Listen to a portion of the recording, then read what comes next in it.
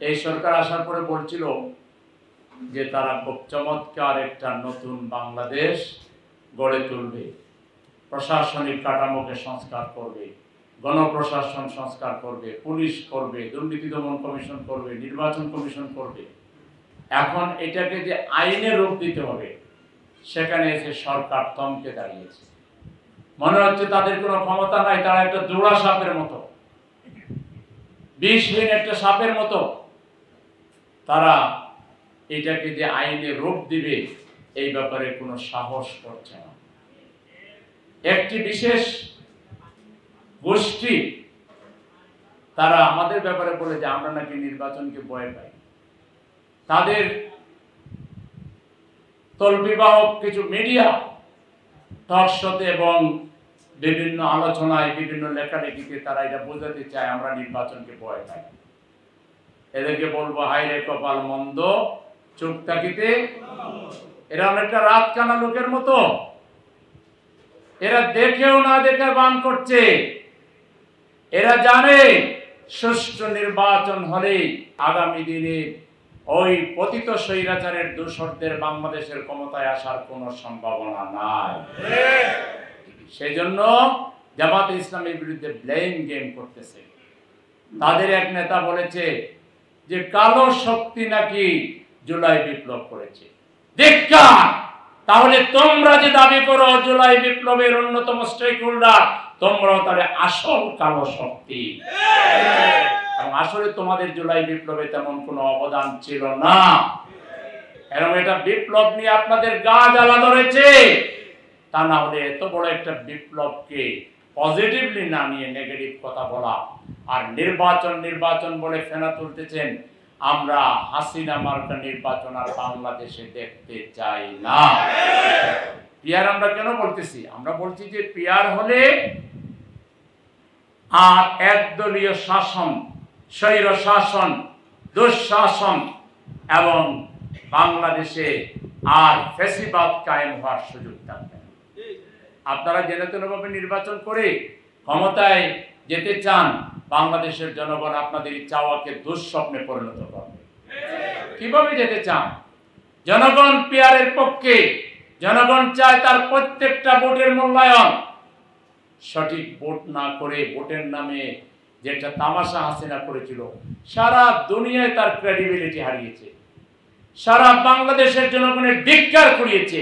এখান থেকে যারা শিক্ষা নেয় না, তাদের জন্য উচিত শিক্ষা জনগণ দিবে।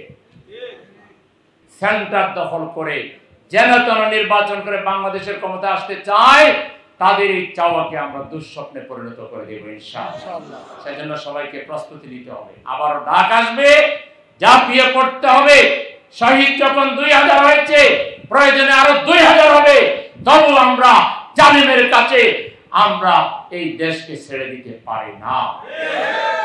যেন তেন পন্থায় কোন নির্বাচন বাংলাদেশে হলে যে রক্তের গঙ্গা বয়ে যাবে, এর দায় দায়িত্ব ইউনূস সাহেবকে এবং তার উপদেষ্টাদেরকে এবং ওই অপশক্তিকে নিতে হবে যারা নির্বাচনকে যেন তেন ভাবে করতে চায়। নির্বাচন সুষ্ঠুভাবে করতে হবে। যারা নির্বাচন চান, দ্রুত আপনারা পিয়ার পদ্ধতিকে মেনে নেন। আমাদের নির্বাচন কমিশন সাহেব বলে যে পিয়ার সংবিধানের নাই। সংবিধানে কি এই সরকারের কথা আছে? আপনি প্রত্যেকে আসছেন, আপনি যেভাবে আসছেন এটা কি সংবিধানে আছে? সংবিধান তো মানুষের জন্য না, মানুষ সংবিধানের জন্য। কোনটা? সংবিধান মানুষের জন্য, দেশের জন্য। দেশের জনগণের অভিপ্রায় যদি হয় 70% লোক যদি পিয়ার চায়, তাহলে আপনি পিয়ার বাদ দিয়ে নির্বাচন দিবেন কিভাবে? আপনি আরপিও সংশোধন করেন, আপনি একটা গ্যাজেট নোটিফিকেশন করেন আইন মন্ত্রণালয় থেকে, তারপরে বলেন যে পিয়ারের পদ্ধতি নির্বাচন আছে। কোন বেটা জনগণের বিরুদ্ধে দাঁড়ায় আমরা দেখব? দেশের বেশিরভাগ মানুষ তার ভোটের কাউন্ট হোক, ভোট মূল্য পাক, এটা চায়। পিয়ার হলে প্রথমত কালো টাকা বন্ধ হয়ে যাবে। পিয়ার হলে নমিনেশন কিনা এটা বন্ধ হয়ে যাবে। পিয়ার হলে ভোট কেন্দ্র দখল করার স্বপ্ন ভঙ্গ হয়ে যাবে। পিয়ার হলে এমন একটা সুন্দর সিস্টেম হবে, সারা দেশ থেকে যা ভোট হবে একটা মার্কার পক্ষে সেটা গণনা করে যে যেটা পার্সেন্টেজ 50% কিংবা 51% ভোট যারা পাবে তারাই শুধু ক্ষমতা সরকার গঠন করবে। আর 40% পাইয়া আপনার 250 সিট পেয়ে যাবেন। এই পুরাতন দাসের এই মানে মানে এক ধরনের একটা কি বলবো এটাকে, এটা একটা জুলুম জনগণের উপরে, জনগণের রায়কে নিয়ে একটা তামাশা যে আপনি 40% ভোট পাইয়া আপনি হয়ে গেলেন 100% ভোটের মালিক, আপনি হয়ে গেলেন ব্রুট মেজরিটির মালিক। এই সিস্টেম বাংলাদেশে আর চলবে না। অবিলম্বে সংস্কার যেটা ঐক্যমত হয়েছে এটাকে আইনে রূপান্তর করতে হবে। কেমনে আইনে রূপান্তর করতে হবে না জানলে আমাদের দেশের বড় বড় বিচারপতিরা আছেন, সাবেক বর্তমান আইনজীবীরা আছেন, সেনাবাহিনীর লোকদেরকে ডাকেন, বিভিন্ন দলের লোকদের ডাকে এটা বোর্ড গঠন করে দেন। এটা পরিষ্কার, এগুলো অতীতে বিভিন্ন এই রেফারেন্স আছে। আপনারা হয় একটা প্রক্লামেশন লাগবে প্রেসিডেন্টের, আর না হয় একটা গণভোট দেন। সবচেয়ে ভালো হয় গণভোট দেন। পাবলিক কি চাই দেখেন, পাবলিককে মূল্যায়ন করুন।